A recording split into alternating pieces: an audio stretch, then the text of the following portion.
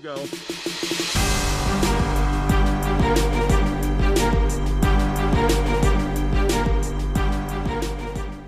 All right, here we go. Welcome to the Metro College Fellowship Virtual Q&A Hot Ones edition, where we have hot questions about faith and even hotter wings. And tonight we have one of the busiest pastors around in the Philadelphia area, in Donny Cho. You know him as the head pastor of Metro Church, but you also probably know him from the previous community group outings, Sunday services, maybe the Gospel Academy classes, and the Metro Church Facebook live stream. And you can catch him preaching at the in-person worship service this upcoming Sunday. So please show up.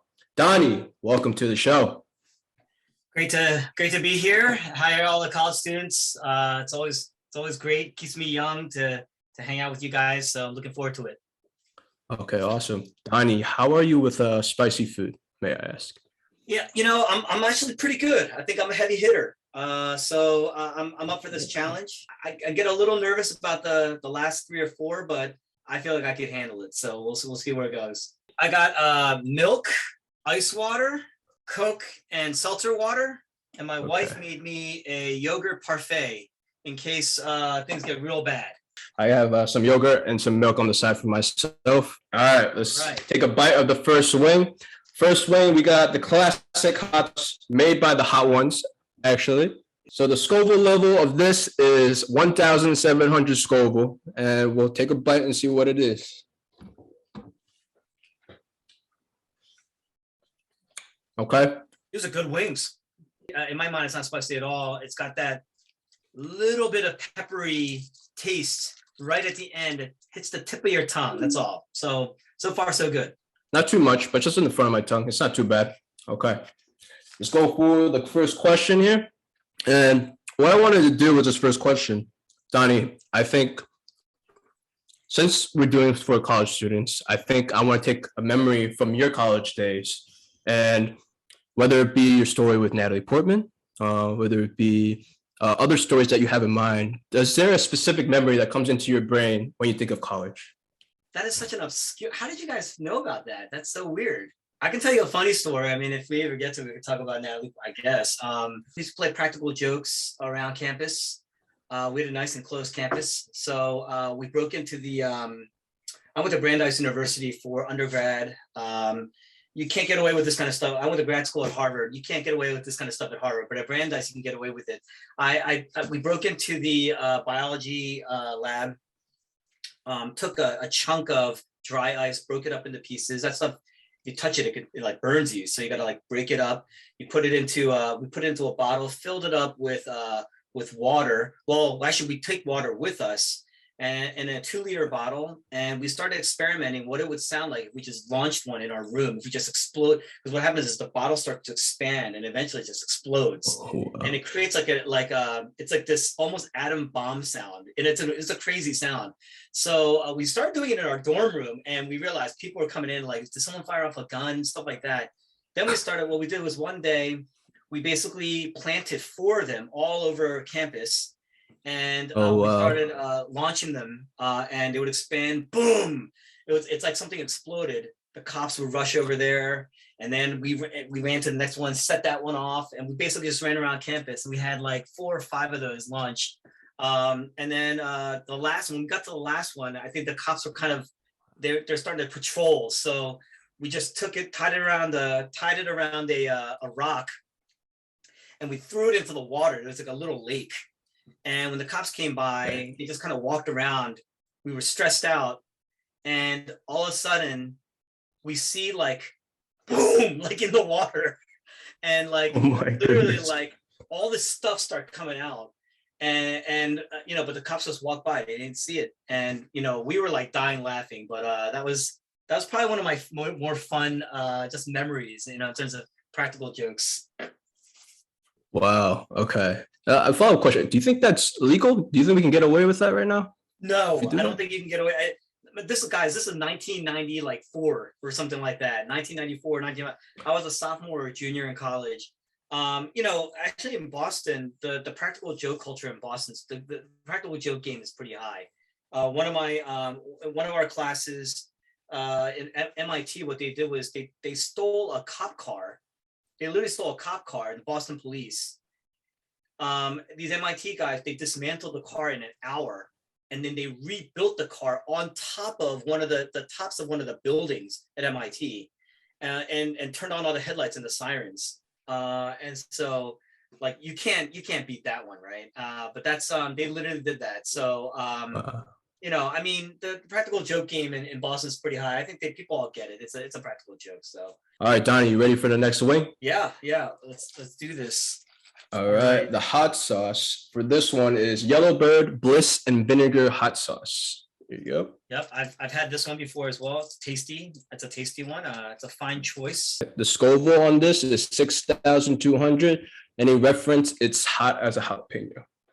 I like the taste of the Yellowbird, to be honest. Maybe my taste buds are desensitized. I don't feel anything. I mean, it's about the same as the first one for me, but the flavor on this one is a lot better. I really like the flavor on this one. All right. Question 2. This is a portion where we want to get to know you better. Get to know Donny. What drew you into ministry? What made you want to become a pastor? And how did like Metro get started?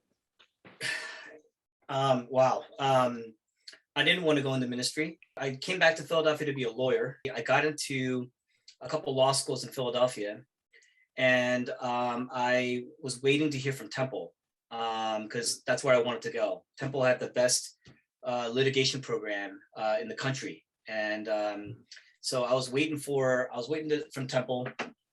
I think I got waitlisted. It was like one of the highest application rates of all time, because it was right after the dot-com crash and all that kind of stuff. So I was waiting. I figured I was going to go to law school. I got into 2 schools already. So I moved down, and I decided to put law school off because I wanted to attend a church. I wanted to get more involved in the church when I was in Philadelphia. So I actually came back. I would fly back. I was in marketing at the time, and flying back and forth between client sites. And when I would fly to Philadelphia, I would come back to check out a church. And I realized one of the things that Philadelphia lacked was just a good gospel preaching, gospel-centered ministry, and especially it was hard for me to find even a good college ministry, even though I was out of college. You would think with all these schools around. So I always had a burden for people in the city, people in large cities. Philadelphia is my home. I grew up here. My father was shot and killed in Philadelphia. It was tragic.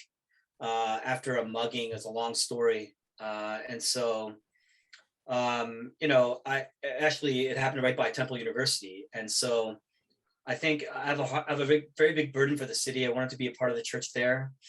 One of the pastors, basically he was like a father to me in many ways. I came to know him very closely, and he suggested I try out seminary I was involved in ministries and stuff like that. And he said, you have an acumen for this kind of stuff. Maybe you'd enjoy it. So I said, yeah, it doesn't hurt to attend. So I applied, got in. That combined with my church experience in Boston, for some reason, I just started to feel an internal call. A lot of people were telling me by that point I should go into ministry, but I've always turned away from it. I was well into my career. It's not that I so much loved it, but I enjoyed the career. It had its ups and downs, but I liked it, on the whole. And so I stayed in it. I got together with some friends, just to pray for me about an internal calling, sought people out for counsel, validated it. And I said, you know what? I'll give it a shot, gathered some people together. And next thing you know, 2 years later, Metro gets planted. It's got a heart for the city, a heart for the community. We're very involved in social activities. And yet theologically, we're reformed. Theologically, we're very conservative. And yet I believe we have one of the best, we spent a lot of time just really honing our worship team, our preaching, just to make sure that the gospel is woven through from the beginning to the end. So even our community projects, everything that we do from start to finish is interwoven with the gospel. And so for me, that's what makes it special. I have a heart for the leaders and really big on leadership development, leadership training. And I believe that anybody who comes to our church is a leader in our church, is a leader in the city. And so our goal is to equip people with the gospel so that as they go back into the workplace, that they will have a gospel mindset in the work, a heart for the city, a burden for people, and a desire to just know Christ, love Jesus, grow in Christ, grow in faith, and that's into marriage, into having children. That's been our vision. Just firsthand experience, I can see a lot of the things that you do for the church, whether it be the community, with the young adults, here with the college students. Even looking into the chat here, I think Alice started it. It says, thank you, or Donny, thank you for starting up Metro. And we have a bunch of people retweeting it. So your heart is definitely shown, and I really do appreciate that, Donny. Thank you, guys. You know, we're not much without college students and their college presence. So thank you, guys. In a city this large with this many students, we need to make sure that we're partnering together. And as you grow intimate with Jesus, you grow intimate with his church. I mean, he died for his church, so there's a love there. And my hope and prayer is that you grow into it. You are tomorrow's elders and deacons, and I'm a firm believer of that. And you know, my hope, heart, and desire is to train you and to get you out there in the workforce and loving the city and loving Jesus. Yeah, show some love to Donny in the chat. Go for it. Please engaging with us. Donny, are you ready for the next wing? Yeah. All right, let's do this. Let's let the healing begin. Let's do here. this. It's Hoff and Pepper Hoff's house sauce, hot sauce. A lot of words there, but this is what it looks like. Okay. Around 14,500. If you ever had a Serrano pepper, that's where the spice Serrano level is. pepper. All right, so we got this is a respectable one, so we're gonna respect this. All right. Okay. I can smell it. It's definitely coming into my nostrils. I smell it. So I'll give it a shot. I like this one. Yeah. Good I flavor. think the burn is a good flavor. The burn is in the front of your tongue, but it's not too much. It's pretty good. We had a pigeonhole for this Q&A, Donny, and there's a lot of questions on there and a lot of questions to upvote. This is the most upvoted question. Tell us how you met Angela, your wife. How I met my wife? Yes. Oh boy. All right. When I was in Boston, a good friend of hers married a good friend of mine. We didn't really know each other. I heard her name from other friends back in the day when I first started college. My friend obviously married her friend, and then, you know, they were both in Boston. They're both doctors in Boston, and I was pretty tight with them. And they held a ski trip. She wanted to invite some of her friends. He wanted to invite some of his friends. I don't think it was a matchmaking thing. A lot of them were dating already. It was just a bunch of friends just getting together. And, you know, I was in between client engagements. I was in Detroit, I think. Flew into Philadelphia to basically go on a ski trip. My car breaks down.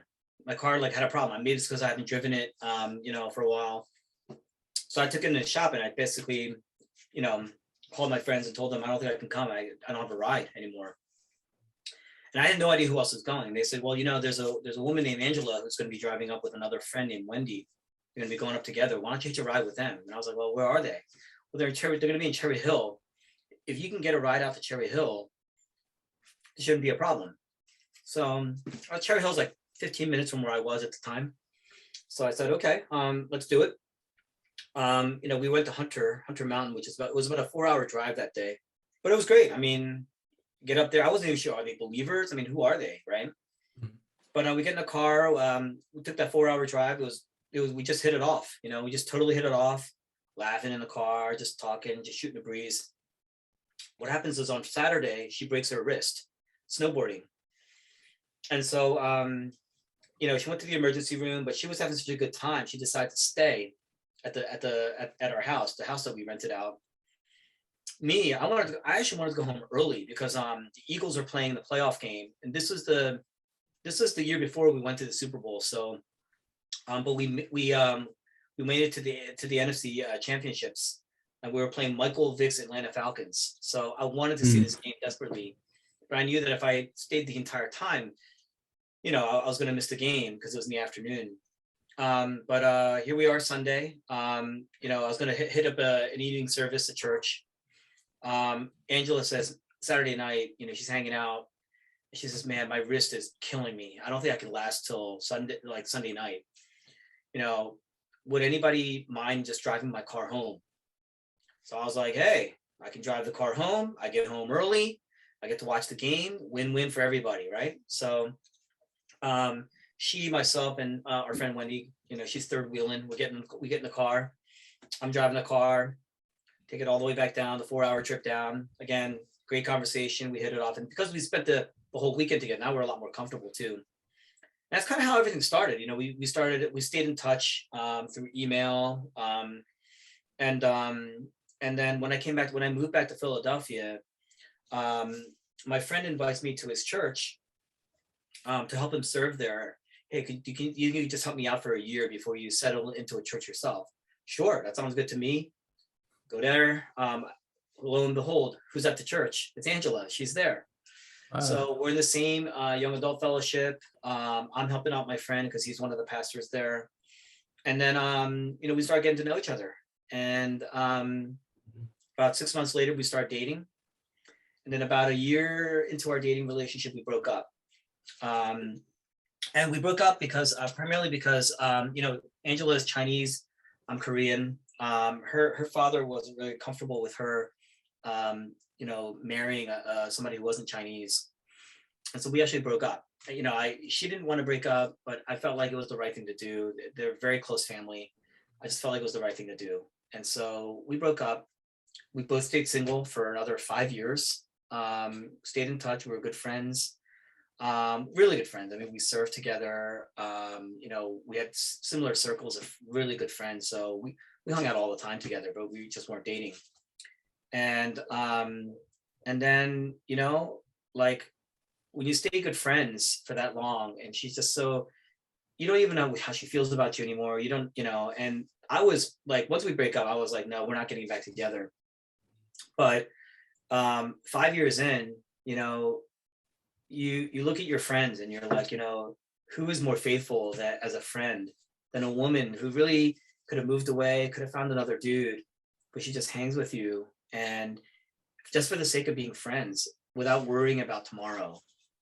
And that got me, and I'm talking to some of my mentors and,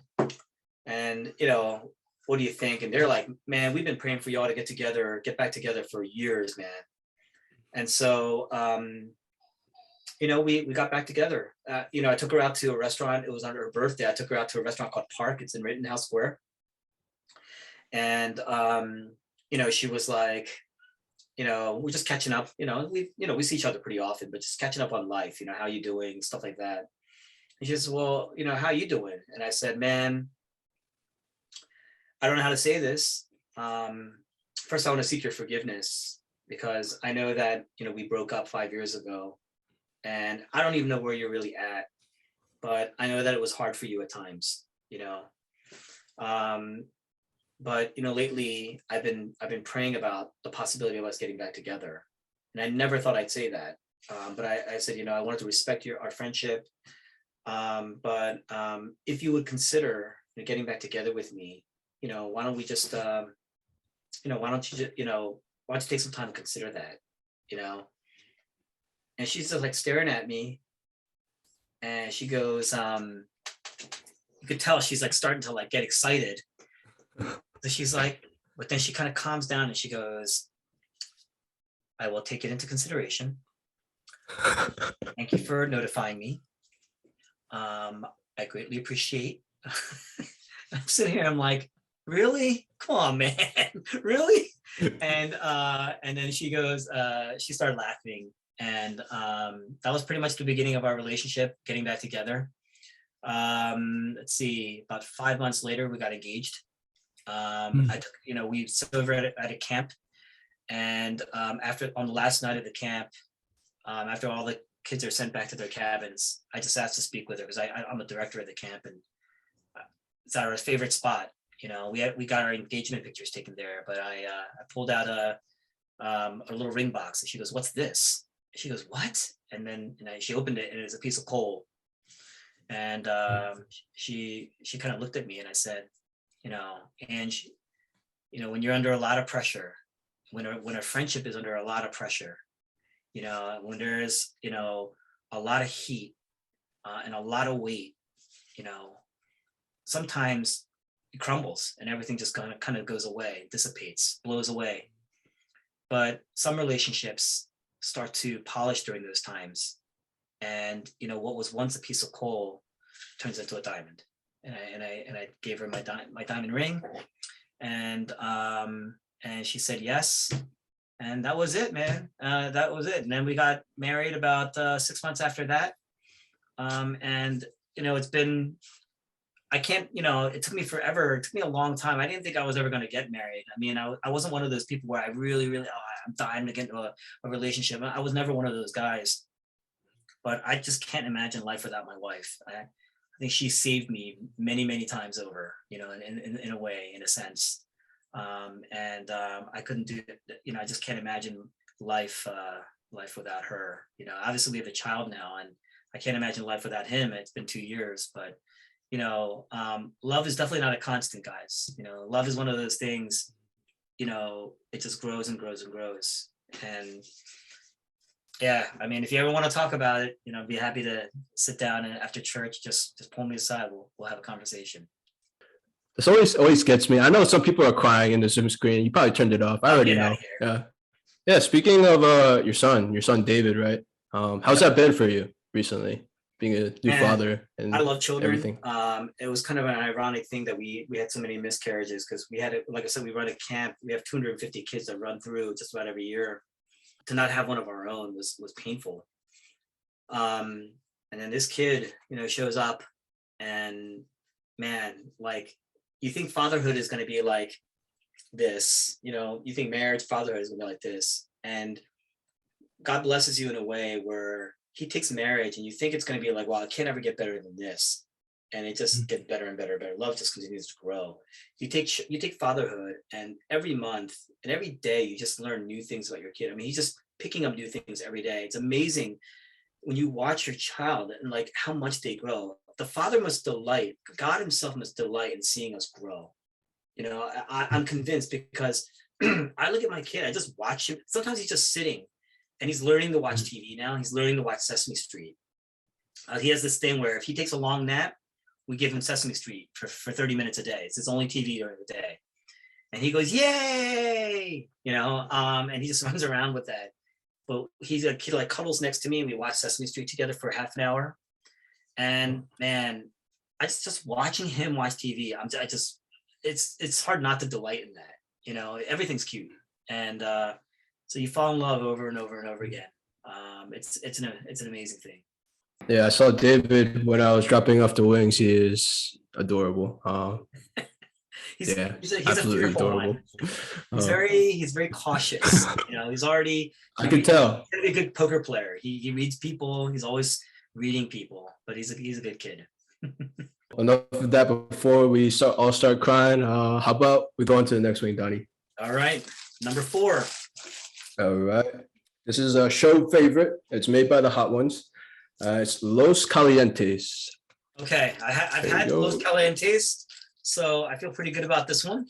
Scoville unit on this is 36,000. Reference 6 times as more spicy as a jalapeno pepper. Ooh, yeah, I've had this before. I didn't remember it being that hot. Let me see. Oh yeah, this one creeps up on me real slow. It's like a creeper. Right. Oh man, that's good though. I like the flavor on this. Yeah. It's a little sweet. All right. So this question is telling off of your story with Angela. Just like, what are your thoughts on dating in the church? How do we do it in a way that glorifies God? Best way to date is to date in the church, because you're 2 lifelong partners that have come together and have joined, hopefully because you're on the same mission together. Every church has a little bit of difference, whether it's denominational, just church by church, things are just different emphases. It might be, even if you're both gospel centered, different emphases. And so when you're already at the same church and growing together, there's something special that happens there. So I'm a big fan of people coming together in the church, big fan of people dating in an appropriate way. We don't believe in living together before you get married. We don't believe in premarital sex or getting sex before marriage. We are going to be launching a pre-engagement class, which is basically for people who are dating, as well as a premarital class, which we already have for people who are getting married in our church.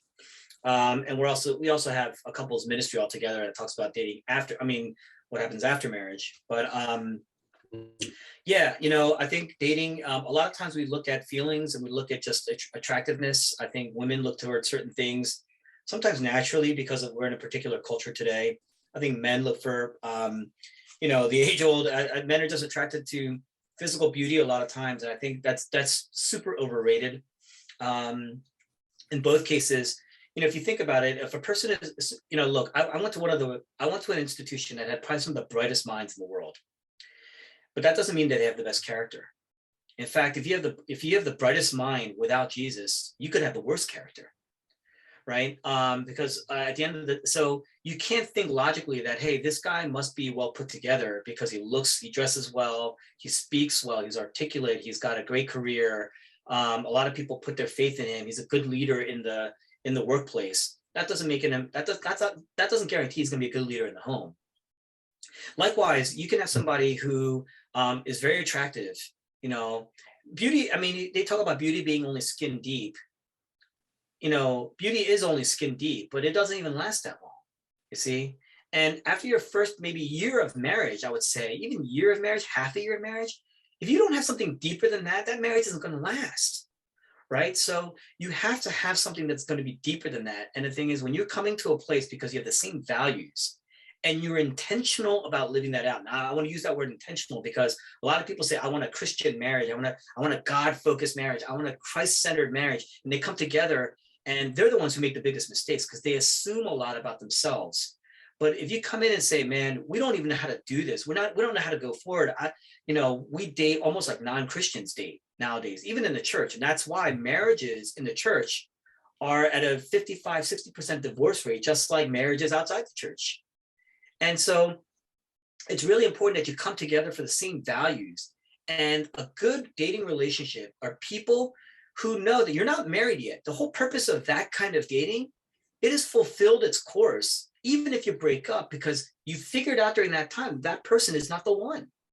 You see, so dating, you got to go in. You can't act like you're married when you're just dating. There's no covenant signed. No one signed a marriage license there. Don't act like you're married. But when you come together, are you encouraging each other? Are you shaping each other? Are you pushing each other towards a greater love for Jesus? Right? And it's evident. How's that evident? It's evident in how is the person that you're with, have they grown humbler in the time that they've been with you? Or are they more proud? Are they a joy to be with around other people outside of you? Are they able to hang out outside of you, detached to you? They have their own lives and their own ministries that they're a part of. Or are they becoming more needy? Are they becoming more clingy? You see, all those kind of things they're all warning signs. And it's really important that you come together with the same values and that you're moving each other in a Godward direction, helping each other, empowering each other to worship, to serve. And as you do that, and as you come together closer, you say, C.S. Lewis said that a friend is somebody that when you come together and you say, you too, and when you have more of those things together, serving in the same context with an intact community around you, and another big thing is how much are you willing to let other people on the outside in on your relationship? Mentors around you in terms of next steps, how things are going almost on a week-to-week regular basis. How many people are you letting speak into it? A lot of us, we're really, really private about our relationships. And so it's important that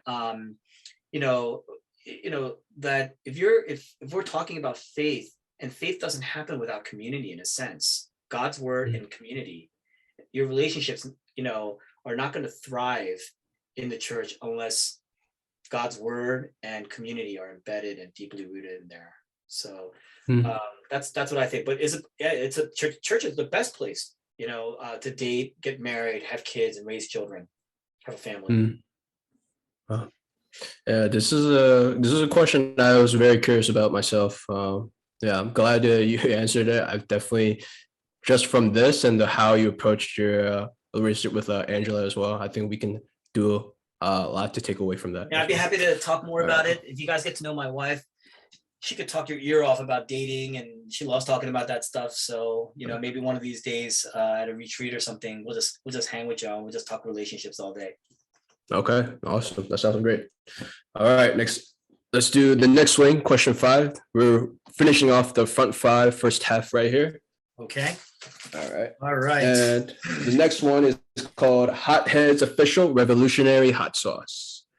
The Revolutionary. I've never had it. I've heard things about it. Scoville units on this guy? Scoville units is 57,000. If I'm doing the math right, I would say that's 3 to 4 times as spicy as the serrano pepper. Okay. All right. I see mine has been drenched in this stuff, so we'll give this one a shot. I see the comments about the clean wing, so I'm trying to do my best here. I'm trying to do my best. Ooh, my lips are burning. Okay. Oh, you can feel it. You can feel this one. It doesn't punch. This one's a little harsher than the last one. Mm-hmm. Oh, it's a lot harsher. It's good though. I think we're entering the careful around your eyes, licking your lips territory. Woo. Okay. Good. All right. Donny, we came to the point of the night where we want to bring out this Explain That Gram segment. So what we're going to do is we took some photos from your Instagram or your Facebook. We're going to show you some pictures, and you're just going to have to tell us the bigger story around it. Does that sound good? Sounds good to me. All right. Awesome. All right. I'm going to bring this to Joshie. Are you being? Please bring out the first picture. I think that's you laying down with a Captain America shield. And I think we have Ben Chung. Ben Chung is also in this call as well. I think he's right there. This was at my camp years ago. I think one of the first Marvel movies, one of the first Avengers movies came out. So this was a while ago. I'd say I would date this as far back as about 8 years. We had 8 skits, and in between each skit, we had to do transitions. I guess in this scene, I guess I was playing Captain America, and he died. And we got Iron Man, and I don't know who the other dude is. Ben, that was you. So I don't know what role you played. You're right. That is Nick Fury, Evan. I think Ben was Nick Fury. But you know, I don't know why. I can't remember. We literally make these things up like right before the next skit. So we were just kind of flying with it. A little role playing, impromptu. You guys dug deep, man. Oh man. Let's go with the next picture here. It seems like you're I don't know, you're at a press conference or you're going to the line to take a picture. Can you tell the story about this one? Yeah, you know, for my bachelor party, my bachelor weekend, a bunch of the guys, a lot of them are at Metro.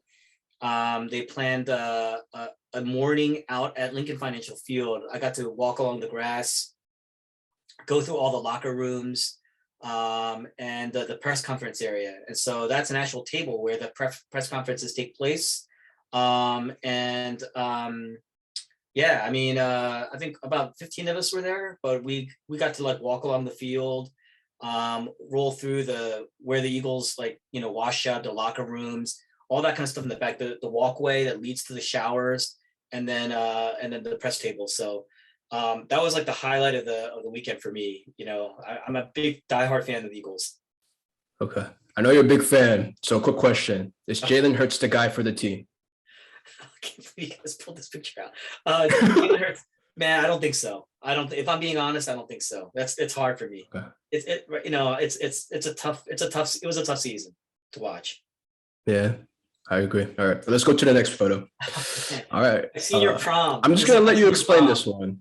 Oh my gosh. Look how skinny I was, man. To be that skinny again, jeez. This is my senior prom, and I don't even know who took the picture. My goodness. Yeah. So in the early 90s, all the women had their hair up like that. It would kind of puff up like that. What would we call that? Yeah, we went to the prom, had a great time, hung out afterwards. I think we were out all night with some friends at somebody's house, just kind of like after prom party. And you know, super clean, just chill, and then next morning just went home. But that picture is from 1992, fellas. That's old. Wow. It's funny. Man, I say you look good. You look good in the bow tie. The jawline's real sharp. This next photo, I was like it looks like you're walking with your wife here, and I see Yeah, that's Boston. What's the story behind this one? I think we were out every year in October. I used to take a trip to Boston with some close friends, and I think we were just walking back to our car after dinner, after lunch, getting ready to head back, I think, to Philadelphia. And so every year we used to go before we had David. We're probably gonna start doing that again once he gets to a certain age. But we like to, I always try to show my friends a certain section of Boston. We kind of hang out there for that year. So it's nice. It's always nice. Those are the brownstones, the Brighton, Austin area of Boston. Wow. Wow. That is a great photo. That's one of those photos I feel like you just frame in your house and just have the memory there. It's nice. You guys pulled that out. It's crazy. All right. So that was the front half. We're about to hit the back half. Before we do that, though, we want to plug in a new system that we have. It's really simple. It's going to change the way we do college ministry, how you guys get rides, how you know events are coming up, updates for community group information. All you have to do. Whoa, did you hear that? I think pepper just got stuck in my throat. All you have to do is text Metro College with a space or no space at 94,000. So that's 94000. And what that does actually is gives a response, automated response. And all you have to do is click on the link, submit it, and it'll ask you what campus you're from. If you're not from Temple, Jefferson, or Drexel, you probably get an other, and you can submit your class, or not your class, your school that way. And you can get plugged in with us that way. And again, you get information with rides, Sunday services, and community groups. Is there anything missing, Donny? Like Sam said, you'll get a couple questions. You just have to do it that one time. And then after that, anytime we have church, which is every week, right? You'll get a question. Hey, you need a ride? All you have to do is say yes. We're good to go. You'll get a notification on Saturday as to where to be on Sunday morning, and you'll be good to go. And we're trying to make our rides to church much more efficient. We're trying to make our rides back very efficient as well. We're going to be making some changes so that people who want to get back earlier can get back as soon as possible. We're probably not spending more than a couple hours total, including worship. That's what we're trying to do, at most 2.5 hours, right? So once there's no more need for rides, you graduate, do whatever, you can just pull out. We're good to go. All right, let's enter the back half, Donny. Let's go to wing 6 right here. Ooh, okay, this one's peppery. This I could tell. All right. Ooh. This sauce is Señor Lechuga hot sauce, or 0.718 hot sauce. Don't really know what the numbers mean. And the Scoville number is 67,000. 11 times more spicy as a jalapeno. All right, here we go.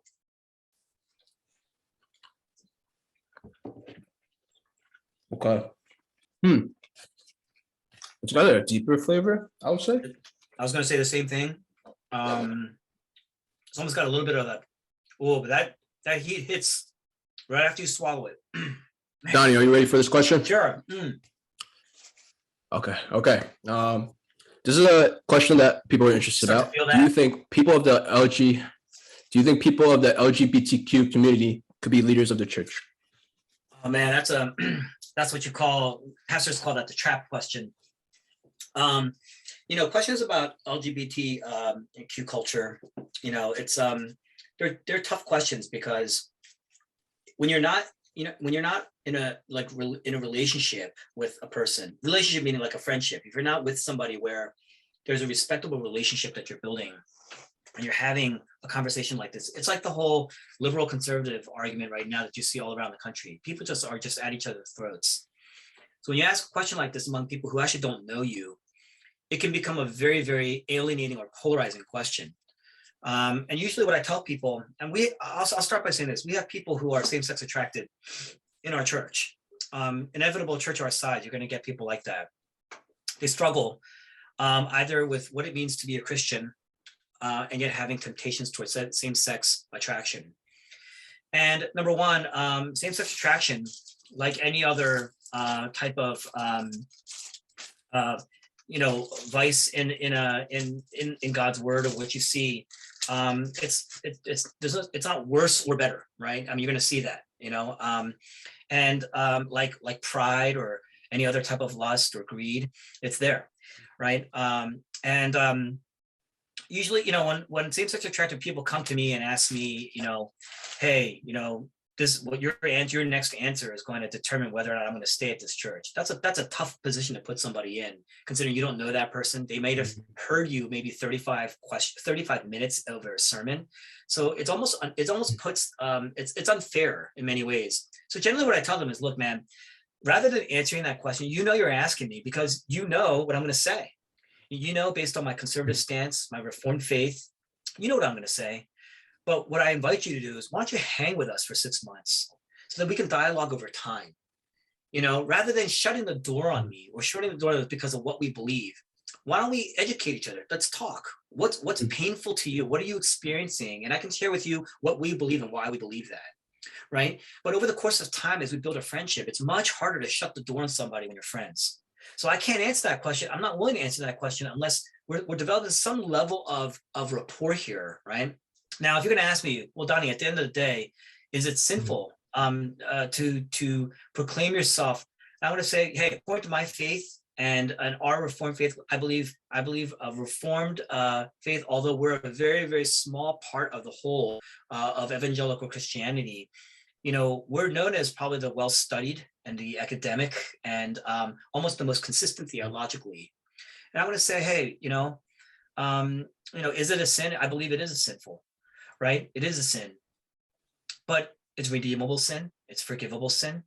And so it puts us all kind of in the same boat. It's just struggling with different things. Some people are addicted to other things. Some people are struggling with pride. Some people are struggling with greed. Some people are just addicts. And the thing is, like all things, we're going to have to sit there and wrestle anyway. Even if I were to tell you it wasn't sinful, you're still going to struggle with that. Right. So, what I would do is I say, hey, why don't you suspend the judgment? Because I'm willing to suspend judgment. The Bible doesn't say that, hey, if you have same-sex attraction, you're not a Christian.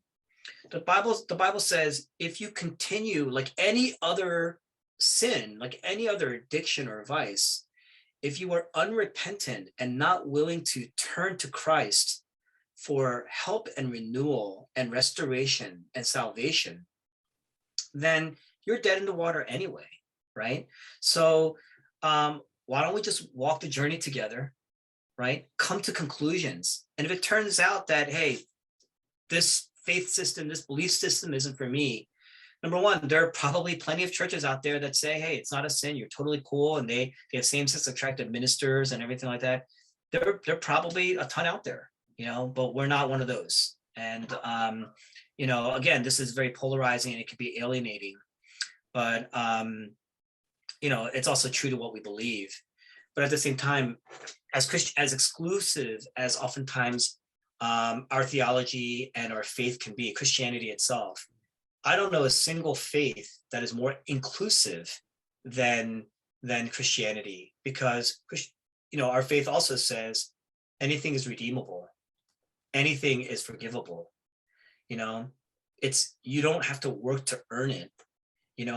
I know people who are struggling with same-sex attraction all their, like childhood, adulthood even, right? But they abstain and they do what they can to kind of work this out. And there's lots of different ways that we can address that. That's probably another conversation for another time. But we hold, we don't make enemies of our friends here. We recognize that there's a tremendous struggle here, and it's oftentimes brushed under the rug and not talked about in the church. And for us, we can say, hey, listen, we welcome you, and we invite you. And, does it prevent you from becoming a leader or a member or a pastor or an elder or a deacon? Probably. Not so much the same-sex attraction. It's the unrepentant same-sex attraction, right? It's not willing to deal with it, and just saying, hey, you know what? It is who I am, and that's no different to me than somebody says, you know what? Like I'm just gonna continue to not repent of certain sins in my life and just continue on with that. That's a different story. But just the fact that you're saying, hey, I'm struggling with it, this is something that I struggle with, that automatically tells me that's something that you want to work through and work out, and you want to bring it to Christ. And I say, hey, that we're already on the journey in a short period of time, and that's all I can say. Yeah, honestly, no, thank you for that answer. It's a question that I feel is very tough to answer, especially anyone that y'all goes can to tell church. me, guys. And, I mean, you guys are on the chats. I mean, you tell me what you're, I mean, is that fair? Is that a fair way to answer that? Or does it sound like I'm just kind of ducking? I mean, I'm trying to be as fair as possible, but without knowing me, without knowing our church, without knowing what we're about, without engaging with us, you're really just looking for something to judge or alienate or polarize against. And I think that makes it really, really challenging then. And that's not the kind of industry we want to run. We want to be able to partner and grow with and walk with you. So you let me know what you think. Is there a better way that I could have answered that? Let me know. No, seriously, thank you. I think the emphasis on the relationship is really important. And yeah, thank you for breaking that down. I think we can move on to wing 7 now. Wing 7. Okay. All right. Now this one's interesting because I don't see any red on this wing. It's just, which is scary. It's like this is a green sauce actually, salsa verde. It is chile lengua de fuego butilla fire hot sauce. Definitely butchering the name, but it's okay. I think lengua in Spanish means tongue, so I'm kind of curious about this one. So okay, let's take a bite. Okay, here we go.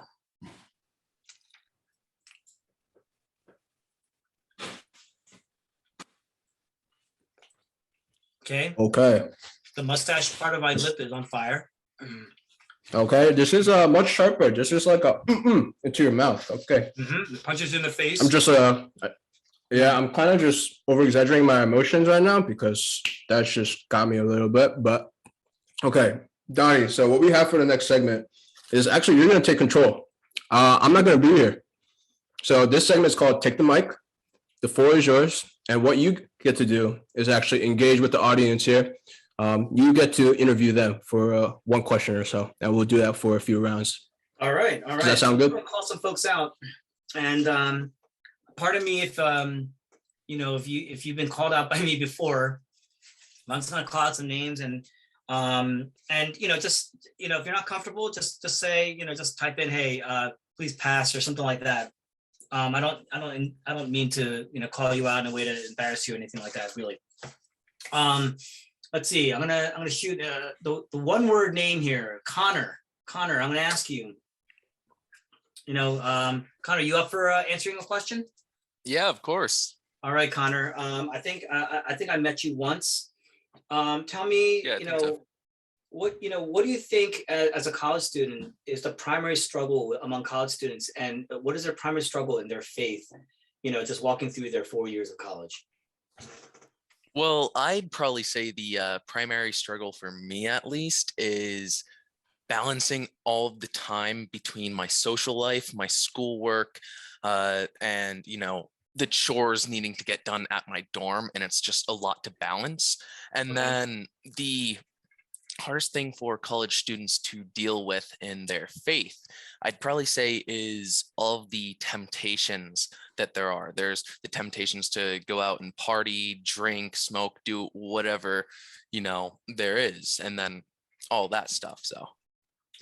Okay, no, that's honest, and thank you. That's not too different from, my experience when I was in college. And, I think, I hope that one thing that I've learned is that having a good community that comes together, and that's what we're going to be doing a lot more activities as a larger group as well across campuses. It's really vital, I think, to a college student's experience. So thank you for your answer.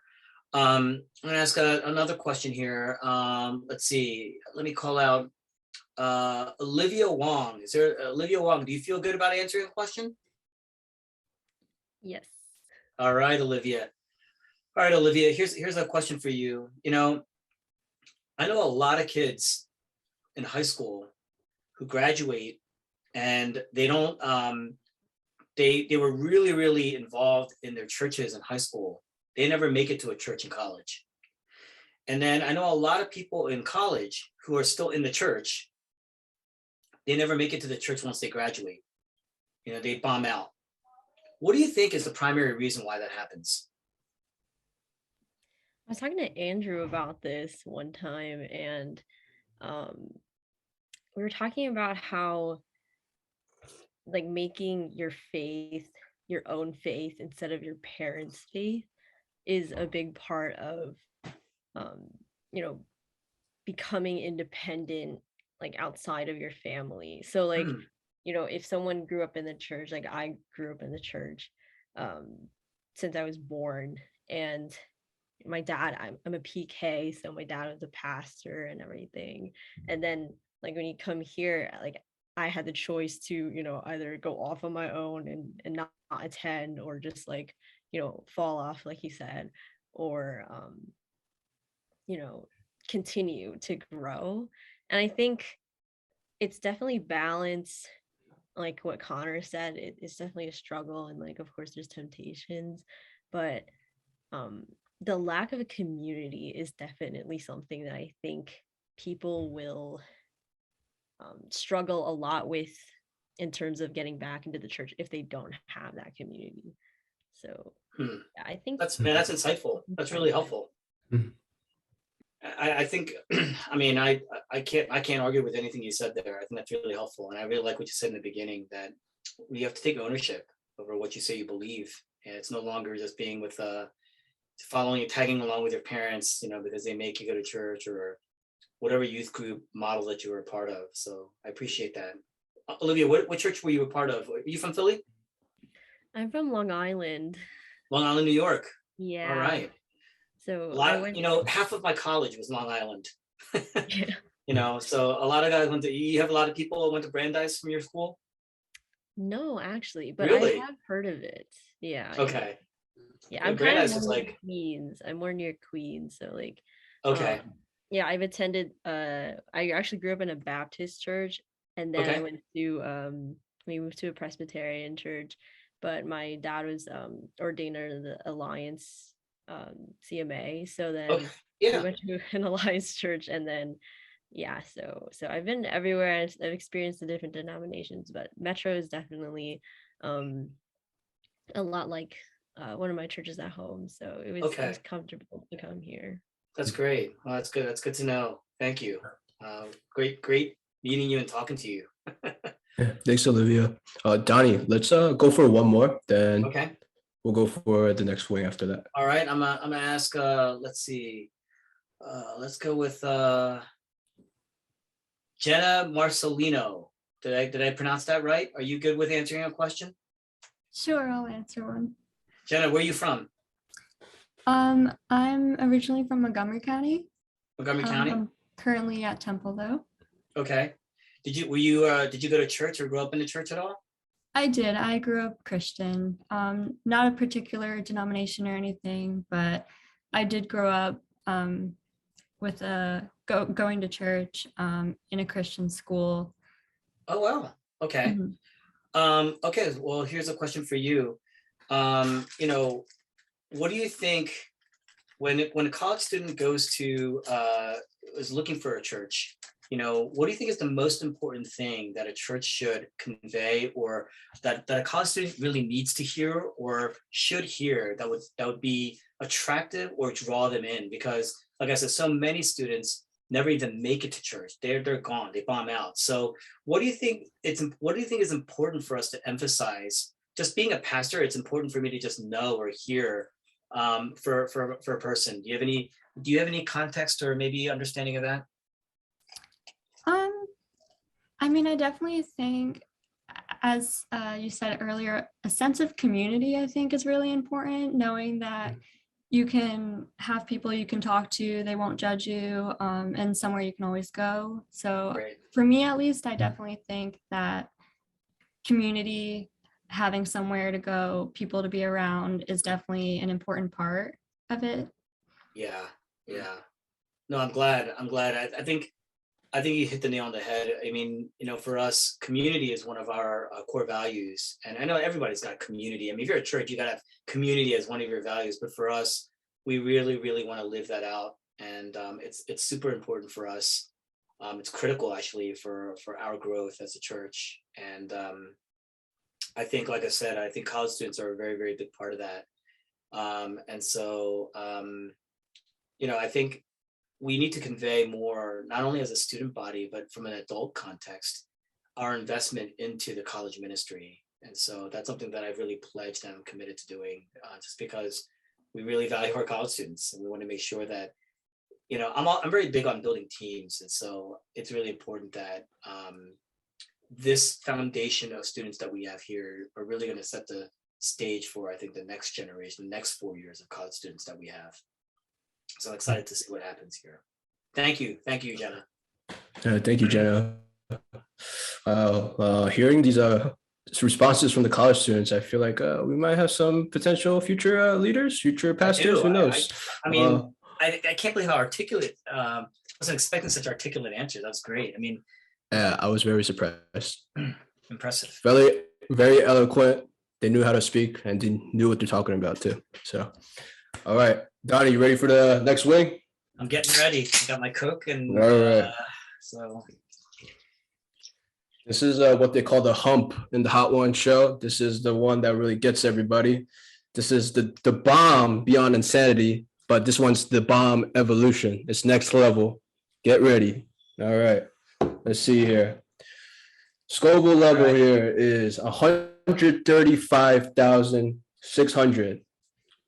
I would say habanero level, a little bit above habanero. All right. And I have a dumpling here. I ran out of chicken wings. This is it's very well marinated, I will say. All right, here we go.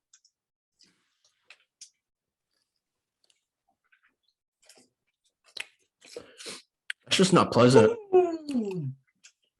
That one just, I don't even try to be like, yeah, I'm getting mad. Okay, never mind. Wow. But it's just like not even trying to be like nice. They're just like straight up mean to your face, like calls you out. No sense of grace whatsoever.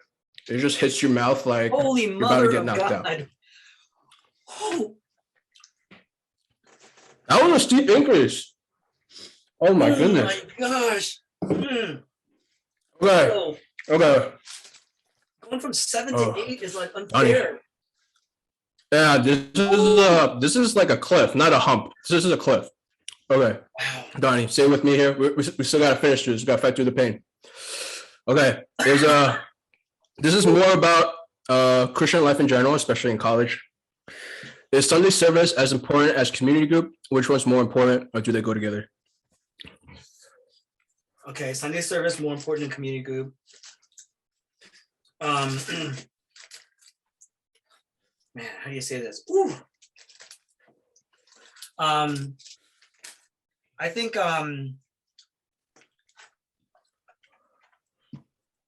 Sunday service is necessary, but it's not sufficient. It's not enough. And it's not meant to be. Oh my gosh, this is crazy. Yeah, it's not pleasant. No, it's not. We got this. We got this. You and me. I think Sunday service is important. It's vital. Apart from the fact that God is worshiped best in community, which we talked about before, because he is community. God didn't form community. He didn't become community. By nature, he is community.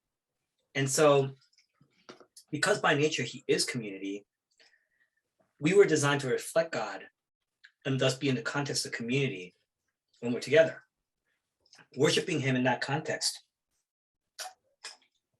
is vital. But even beyond that, I mean, think about it. When you see a movie, on Monday, I'm going to go see No Way Home. I'm finally seeing it. And I'm a big movie buff. So my friends and I, we rented out an entire theater so that 20 of us can go watch a movie. And when you like a movie, what do? Do you keep it to yourself? No, you tell your friends. Because this joy that you have in experiencing something is never brought to completion unless it's shared. So there's something about worshiping together in that context. Because if you're not doing it together in that context, then the joy, no matter what you experience, I mean, can you experience delight and joy while you're worshiping by yourself? Of course you can. But if it's got no place to share, then you are not, it hasn't been made complete. And that's why, if you think about it, any type of book you read, if it's a good book, you want to share it. If there's a good song you listen to, you sing it together in the car. We do that with finite earthly things. How much more with the most brilliant, beautiful God and the creator of the universe in our experience of him? Would we want to do that together? And that's why it is vital to our lives, or else you will not be able to share your joy is not made complete in that context unless you do that. So when you come together to worship, more than it being about you, it's about your experience of God and sharing in the context of other people. But then God is so gracious that in your experience of that, you're blessed and you're renewed in the process. And that's God's brilliance is so brilliant that you experience a bit of that beauty and you walk away feeling and experiencing that beauty, sharing it with others. So I'm crying. This is crazy. Thank you for breaking that down. Donny, I feel like lying. I feel like you're totally fine and trying to make you feel better because I am low-key dying inside. It is a raging fire inside my heart. I am high-key dying inside. It's okay. I'm not gonna like hold back on this. I gotta say that was pretty bad. I'm terrified of number 9. Whatever fire is in here, I'm just praying that you Donny's guys got fire for you guys is even greater. Trust me. Come out to Sundays. Come out to community groups. What's the scope? Yeah, please do. You know, I think the question was: is it more important than community group, or is community group? Community group has a very separate purpose. So it's really important that we recognize the difference between the two. You know, one is built to build a community of the church. The other is to bring the church in so that we can worship and praise God. One is to delight in the gift of community together. The other is to delight in God himself in a personal experience. And so you need both. But if you had to let go of one, I would let go of the community. But at the same time, I wouldn't let go of the community because you need both, especially in the college context. You can't live without either. You will fall apart if you live without either. You know, you need both. If you have worship but you don't have community group, you have nothing to really strengthen and encourage one another in during the week. If you have community group without worship, your joy is never going to be made complete. Your experience of God will never be to its fullest. Can you imagine 4 years of going and never having tasted, just hearing about the fact that there's rich food out there, talking about it on a weekly basis, and never tasting it? You know, it'd be rough. Listening to you, Donny, I am feeling a little better, but still not okay. But we'll keep moving on. Okay. Question 9. Question 9. All right. So another way to engage the chat, what we're going to do is give the college students the floor now. So make sure you're engaging in the chat. Ask a couple of questions, maybe like some short questions, some nice questions that Donny can ask for you guys. And we'll pull them up as they're coming. And we'll just shoot them at you, Donny. And you can keep them real short since I know your mouth's on fire. All right. Let's wait for these couple of these questions to come in and we'll get started. All right. Okay. This is by popular request. I mentioned Natalie Portman earlier. What does the story be? I had a big story behind that. I had a huge crush on Natalie Portman when I was in college. She was only in a few movies at the time, but by the time I got into grad school, she was a freshman at Harvard, and I had a good friend of mine who was actually friends with her and wanted to set us up just on a coffee together and hang out. And I was dreaming about this opportunity of getting together with Natalie Portman and having a coffee. And all I had to do was say the word, and I just couldn't get myself to do it. I was too nervous, you know. I go jogging along the river. One time we bumped into each other, you know. you know, let's see, what other things was there? I saw her. I mean, you see each other around on campus. But man, I look back and I was like, man, I could have had a coffee with Natalie Portman, you know. But it's like the reason why is because the last time I did something like that where I met somebody, you don't have a lot of stuff to talk about, and they actually turn out to be kind of boring too.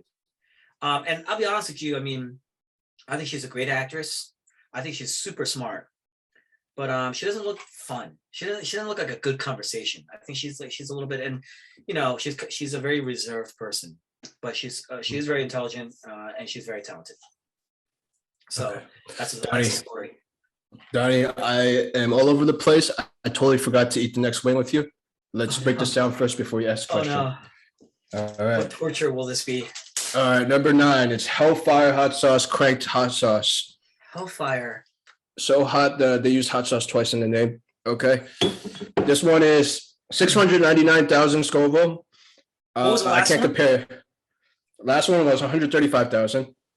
So this is 6 times or 7 times as spicy. We're just gonna go. We're just gonna go.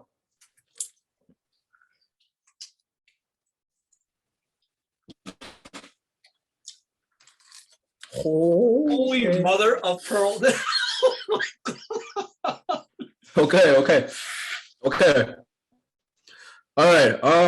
Yeah. So we're still on question 9. We still have questions that you have in the chat that we're gonna answer. Since our mask is on fire, we're gonna go with the easy one. Best food place in Philly. Donny, hit us with it. Best food place. Best food place. Oh my! I'm crying. This is crazy. Oh my gosh! I'm not gonna be able to go to church on Sunday. This is bad. Yeah.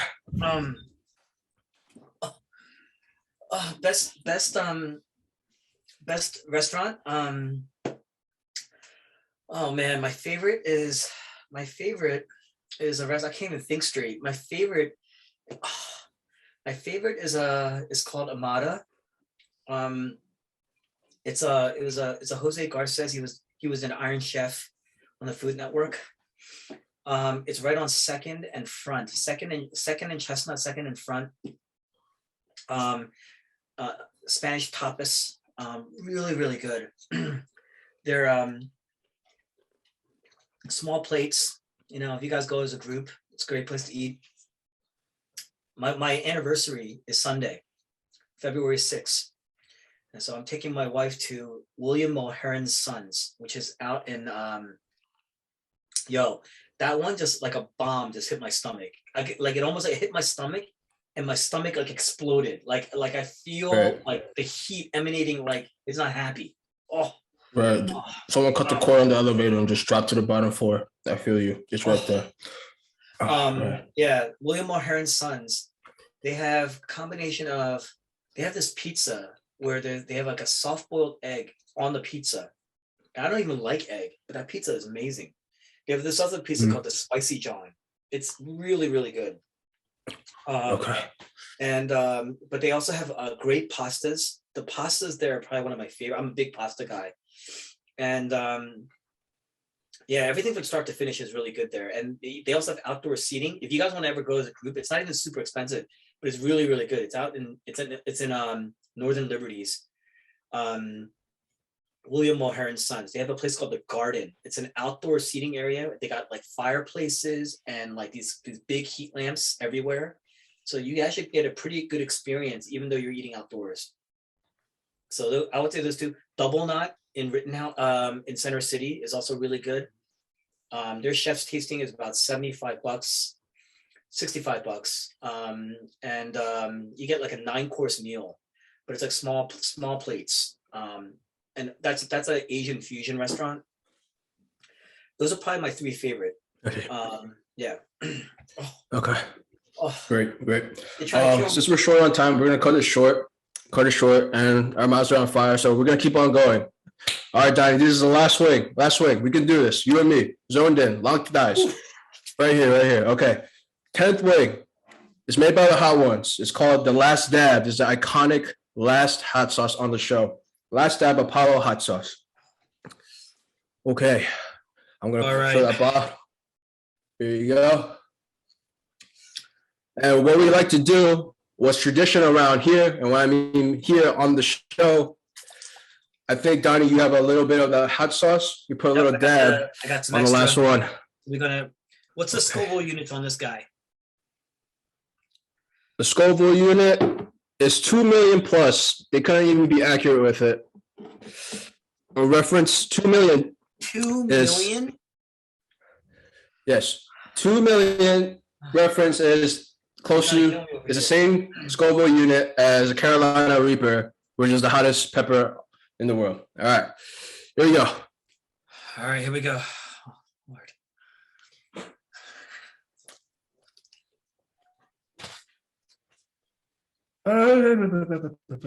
Okay. Okay. All right, Donnie, we came to the last question. We're pretty much there. We're pretty much at the finish line. All we're gonna do is gonna hit it with the lightning round finish. I'm gonna throw you some softball questions. You just have to ask yes or no, just one word answers. And we're just gonna go from there. Are you ready? Everyone get hyped. This is the last finish. Here we go. All right, here we go. First one, what is your favorite color? Favorite color, green. Okay, who's the GOAT, MJ or LeBron? MJ by a mile. Okay, is hot dog a sandwich? What? Yes or no? No, it's Is not. a hot dog a sandwich, yes or no? No. Okay, You know, pineapple on pizza, yay or nay? No way, but I've done it, but no way. Oh, yogurt. Okay. Thank you, Isabel. I forgot about the yogurt. Okay, what's your favorite fast food restaurant? Mickey D's and Chick-fil-A. Mickey D's, Chick-fil-A? Okay, nice. All right, this is a callback to last community group. Can you explain what CDs are? Real quick. Oh, that's making me laugh. CDs. They're things that you put into a player that is an upgrade from a tape. That if you put it, we used to all have them on our cars. You slide these little discs in. It's got about 13 songs, and it's supposed to be concert level sound until the MP3 player came out. Okay, sounds good.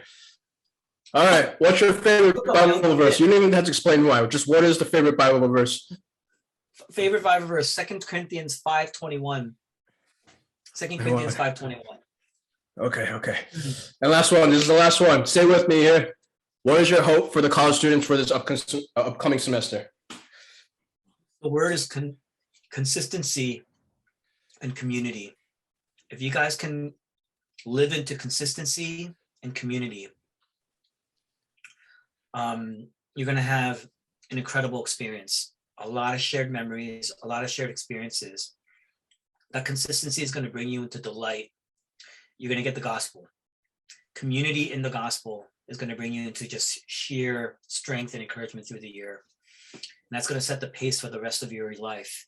You got to think the long game. So whatever you're doing now, don't just shoot it as like an individual moment in your life. Look, play the long game, 10 years out, and you got to think about what you need 10 years from now to survive. You need consistency and you need community. You got to start practicing that now. Okay, nice. All right, Donnie, you made it all the way through. You made it through the Mount Sinai of hot wings, but instead of the 10 commandments, you tackled the 10 wings of death. How do you feel? Congratulations. I survived. That 2 million. That's you 2 got me million. on that. Ooh, that was good. Here we go. Take it away, guys. Before we go, can we thank Sam for hosting? Yeah, give like a hand. Thank you. Yeah, let's give it up for Donny too, who went through all of that for us, answering questions in the midst of all of that. All Don't right, kill me. Thank you, Bean, for the announcements. Thank you for Joshi. Joshi is pretty much the architect behind all of this. Thank you, Joshi. All right, thank you everyone in college ministry for coming out. Say hot sauce on 3. 1, 2, 3. Hot sauce.